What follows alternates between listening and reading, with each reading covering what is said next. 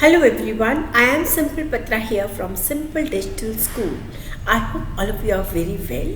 So today we are going to start with the MCQs of Database Management System, Practice Set 1.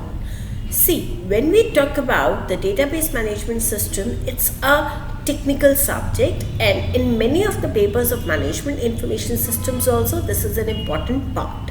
This time in the universities, the paper is going to be online and probably the MCQs are going to come in the examination. So let's start without wasting much time. MCQs of Database Management System.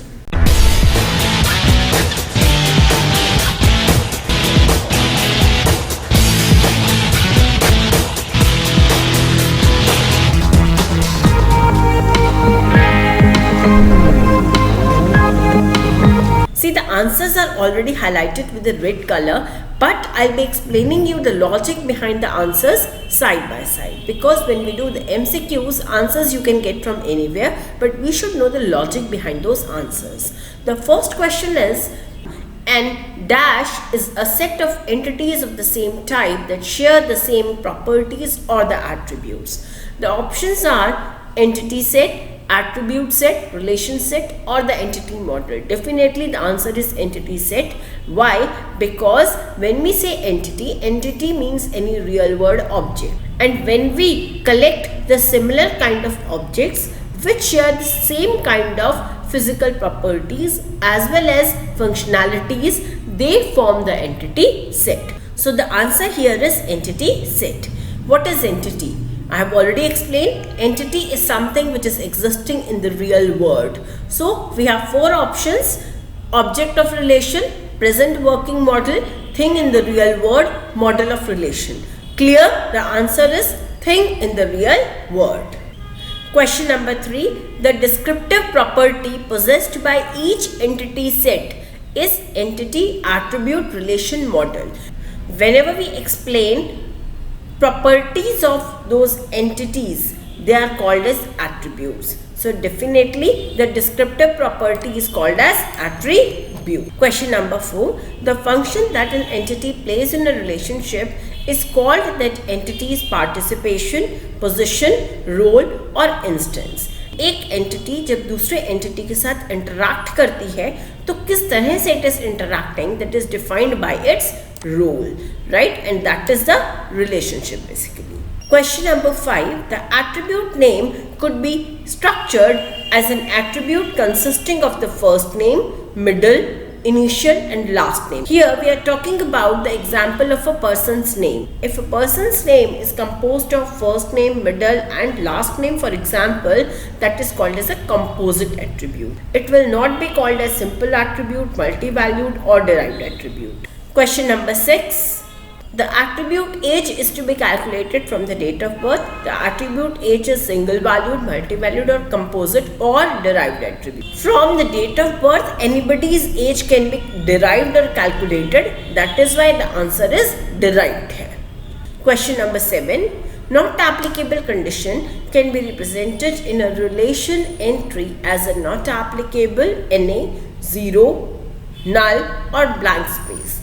Definitely, whenever we are creating tables in the DBMS and we have to show some of the entries which are not applicable, which are to be left blank, say, they are represented with a null. We have to show them, we have to write in front of those particular entries the null value. Question number 8. Which of the following can be the multi-valued attribute? Means for whichever attribute we can have a multiple values. Say 4 options are given here: phone number, name, date of birth, all of them mentioned. See, if we talk about the name of a particular person, there can be only one name. Date of birth can be only single for a particular person, but phone numbers can be multiple for a particular person. Say work phone number and house phone number. They can be different. They can be multi-valued.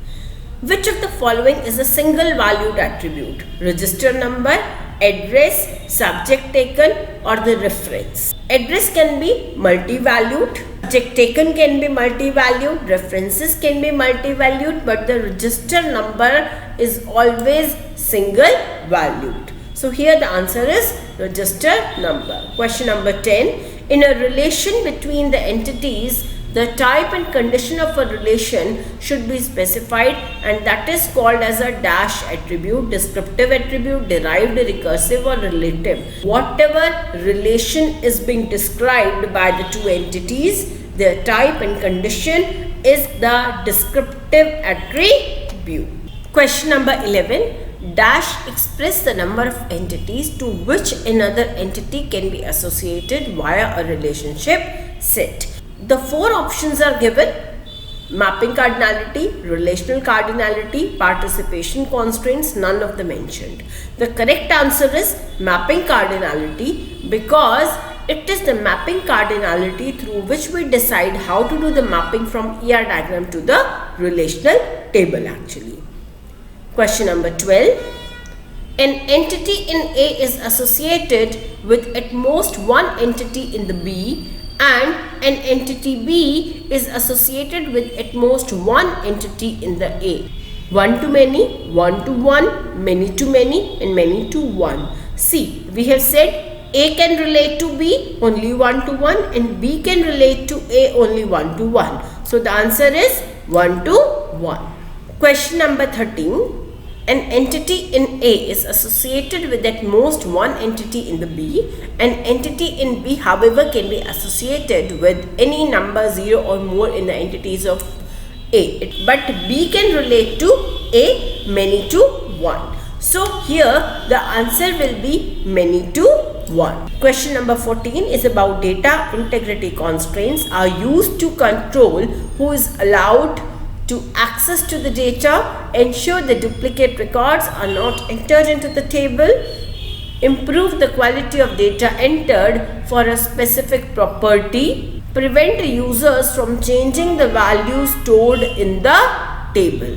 See, we are talking about data integrity constraints, means which is imposing the data integrity in terms of improvement of quality of data.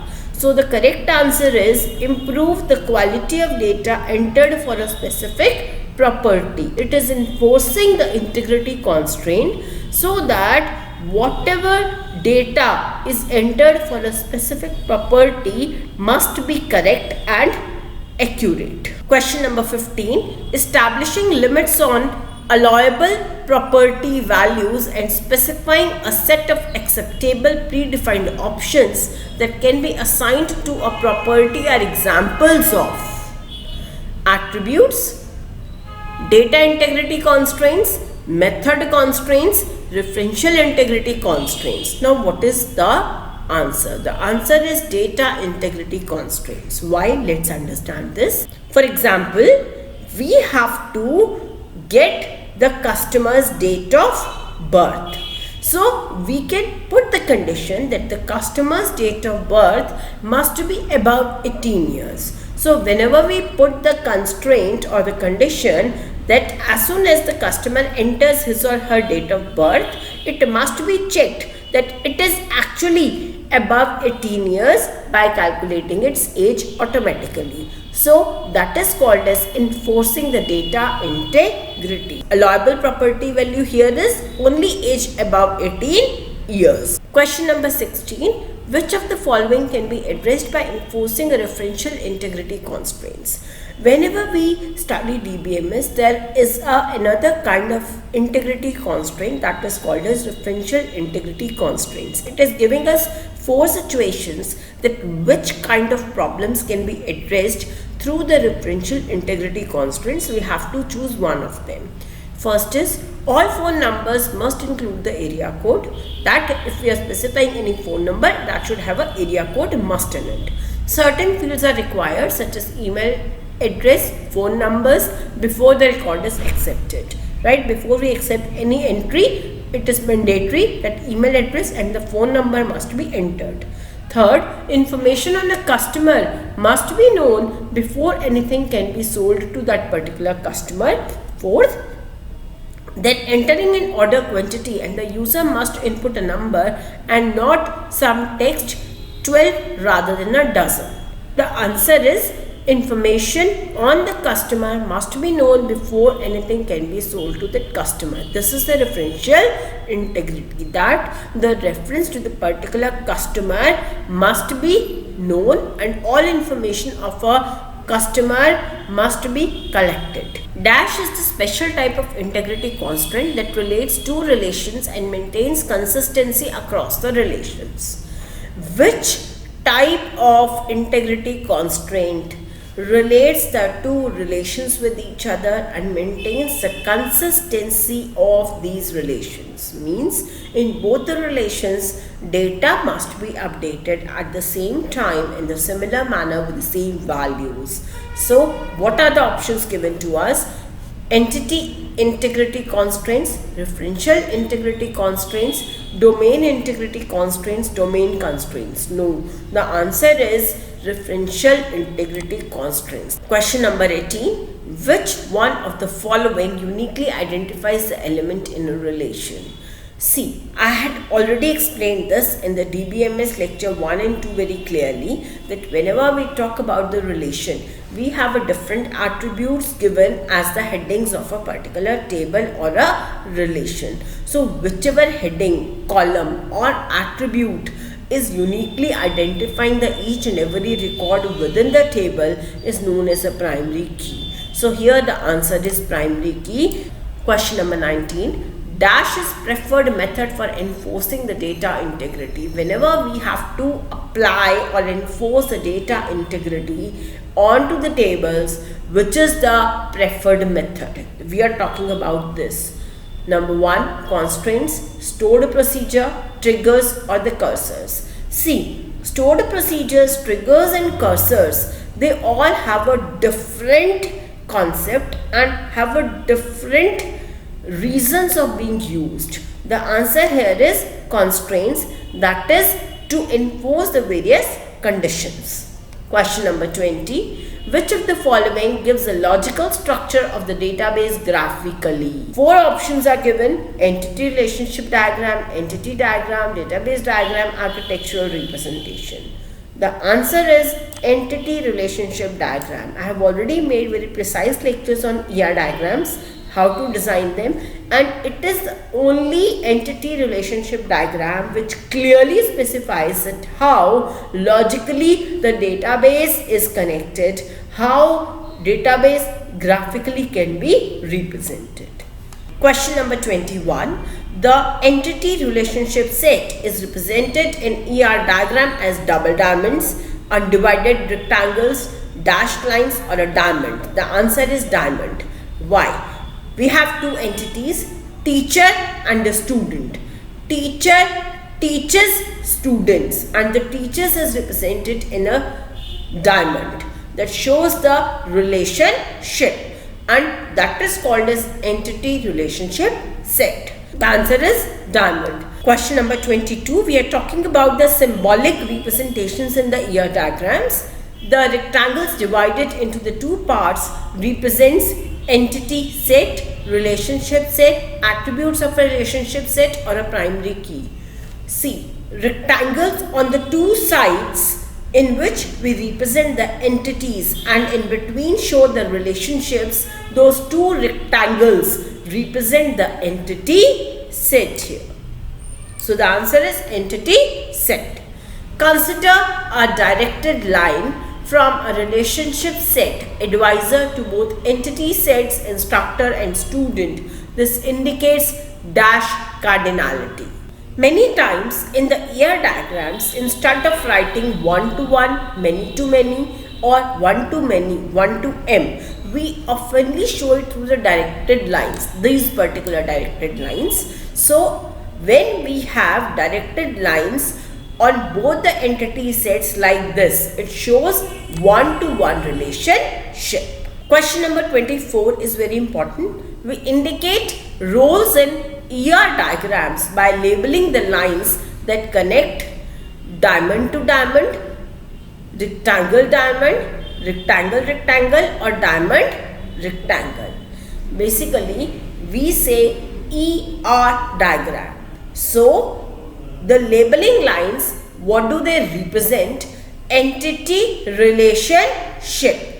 The relationship is represented by diamond and entities are represented by rectangles. We label the lines that connect diamond to rectangle. Question number 25. The entity set that does not have sufficient attributes to form a primary key is termed as. I had explained this in entities and types of entities.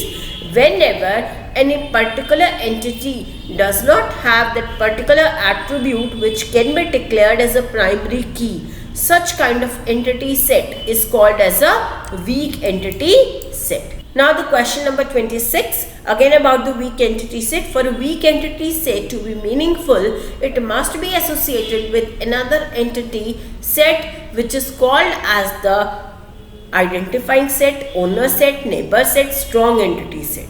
Whenever we find any weak entity set which has no primary key, it has to be associated with some other entity set to get completed, and such kind of entity set is called as identifying set. Question number 27 talks about weak entity set representation in ER diagram, that how they are represented. The answer here is double rectangle, because entities are shown through the rectangle. Since it's a weak entity, double rectangle. Question number 28. If you are collecting and storing information about your music collection, an album would be considered as relation, entity, instance or the attribute. Since it's a collection of similar kind of songs, so we call it an album, a collection of similar kind of songs, and it will be considered as entity. So the answer is B. Which term is used to refer to a specific record in your music database? For instance, information stored about a particular or a specific album. In case you have a one album of different kind of songs and we are referring to one song of Muhammad Rafi, we call it a instance of the album entity. Now, what the instance says, instance means example of a particular object here. Question number 30. The entity set person is classified as student and employee. This process is called as generalization, specialization, inheritance, constraint generalization. Here you have a one entity set person which is further classified as student and employee, because they both are persons also but have their own specialities, that student is studying and the employee is doing his or her own work. So this is called as specialization. One entity person and that is classified further into the two, student and employee, as per their specializations. So the answer is specialization. Next question is very important. Question number 31. Which relationship is used to represent a specialization entity? Now I am referring to the previous example only to tell you this answer. Whenever we say person, person can be a student or employee, correct? And person is a student, person is a employee. So the answer here is a. Diagrams. Basically, they are used in the enhanced entity relationship diagrams. Question number 32. The refinement from an initial entity set into the successive levels of entity subgroupings represents a dash design process in which distinctions are made explicitly. Means whenever we proceed from one initial entity set into the different levels with their subgroupings further, with their detailed further logics explained. So such kind of designing process can be called as which of these? Hierarchy, bottom up, top down, radical. Definitely the answer is top down. Answer number 33. There are similarities between the instructor entity set and the secretary entity set in the sense that they have several attributes that are conceptually the same across the two entity sets, namely the identifier, name and salary attributes. The process is known as, say you have employees of account departments and employees of teaching department. They both have a common attributes like their identifier number, name or salary attributes. So what it is said as, they can be grouped together, they can be generalized together to make it more easier to represent them. That is called as generalization. So here the answer is generalization. Question number 34. If an entity set is a lower level entity set in more than one ISA relationship, then the entity set has hierarchy, multi-level inheritance, single inheritance or the multiple inheritance. See, in cases where we are using the specializations at a lower level or at a root level, we might find many entity sets which are same, but they can be found at a multiple types. Question number 35. A constraint requires that an entity belong to no more than one lower level entity set. The options are disjointness, uniqueness, special, relational. The answer is disjointness. This I have already marked. Now why is this answer and what does it refer to? This is the case opposite to ISA. Means there should be disjointness at the lowest level. There should be no value same at the lowest level in any of the entity sets. So the answer is disjointness. Here in the earlier question, when we had learnt about the multiple inheritance at the lowest level through the ISA relationship existing, that would be removed through disjointness constraint. So today we have covered almost 35 questions of MCQs on DBMS, and I would request each one of you to kindly go through all these questions and write down in the comment section that how did you find it. Thank you so much. Bye bye. Take care and have a very nice time. And all the best for the exams.